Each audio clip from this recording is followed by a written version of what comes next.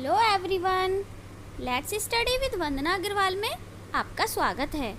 तो बच्चों, जैसा कि आप जानते हो, हम कक्षा 3 की संस्कृत पढ़ रहे हैं और आज मैं आपके लिए लेकर आई हूँ कक्षा 3 की संस्कृत पीयूषम का चतुर्थ पाठ चित्र पाठ 3, यानी कि जो ये चित्रों पर आधारित पाठ हैं उसकी श्रृंखला का ये तीसरा भाग है।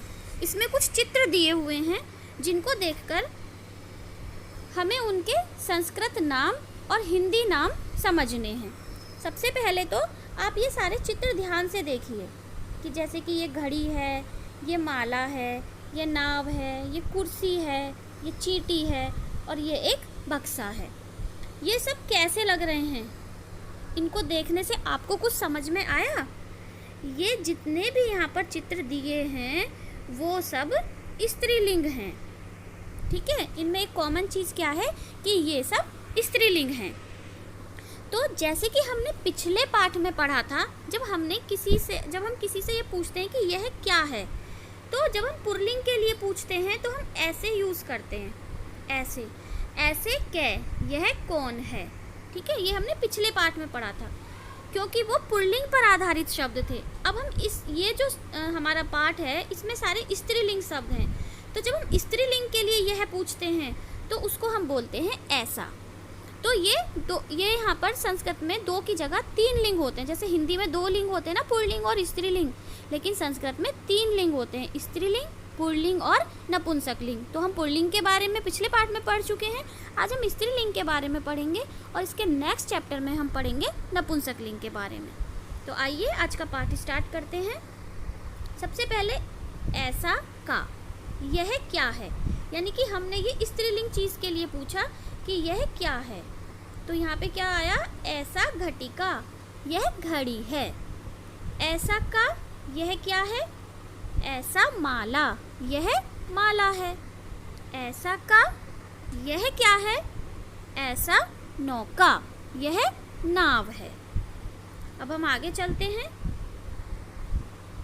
ऐसा का, यह क्या है?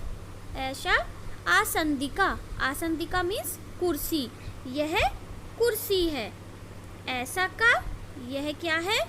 ऐसा पिपीलिका, यह चींटी है। ऐसा का, यह क्या है? ऐसा मंजूसा, यह संदूक है या बक्सा है। तो इस तरह से हमने देखा कि स्त्रीलिंग शब्दों के लिए हम यह के लिए ऐसा यूज़ करते हैं, जबकि पुल्लिंग शब्दों के लिए हम ऐसे ही यूज़ करते हैं, ठीक है। अब देखिए इसमें क्या अभ्यास कार्य दिया हुआ है। इन चित्रों को देखकर नीचे लिखे शब्दों को पढ़िए। तो यह है कपिला, मापिका, शिक्षिका, वीणा। ये सब क्या है? ये सब भी स्त्रीलिंग शब्द हैं, यानी जिनको हम शी के रूप में यूज़ करते हैं ना, शी बोलते हैं, जैसे इंग्लिश में हम फेमिनाइन जेंडर के लिए, तो वैसे ही संस्कृत में उसके लिए ऐसा बोला जाता है। कक्षा में उन छात्राओं के नामों को बोलिए जिनके नाम के अंत में आ आता हो, जैसे वसुधा, आशा, गीता, सलमा। तो आपकी क्लास में भी कुछ ऐसे नाम होंगे। अब ये सारे नाम किसके हैं? ये सारे नाम लड़कियों के हैं। तो आपकी क्लास में भी कुछ ऐसी लड़कियों के नाम होंगे जिनके लास्ट में आ की मात्रा आती है। आ का आम होता है ना, आ बड़ा आ, तो आ की मात्रा आती होगी।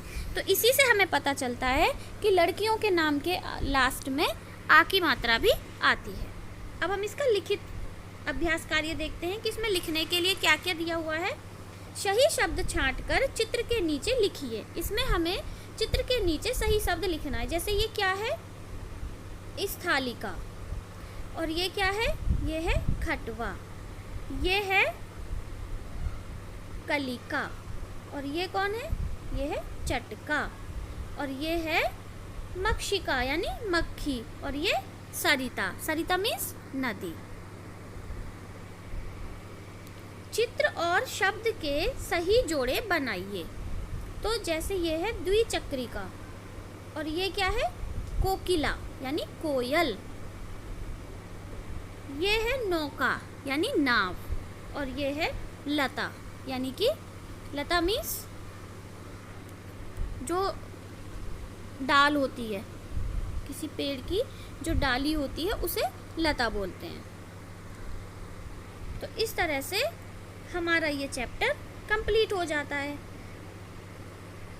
और आपको करना क्या है, ये आपको अपनी कॉपी में करने हैं। यहाँ से देखकर ये आपको अपनी कॉपी में सही शब्द लिखने हैं और ये आपको जोड़े बनाने हैं और यहाँ पर आपके वर्ड मीनिंग दिए हुए हैं, आपको ये अपनी कॉपी में करने हैं। मुझे उम्मीद है कि आपको चैप्टर समझ में आ गया होगा और आप अच्छे से इसको कॉपी में भी कर लोगे। तो मिलते हैं नेक्स्ट वीडियो में, तब तक के लिए बाय बाय।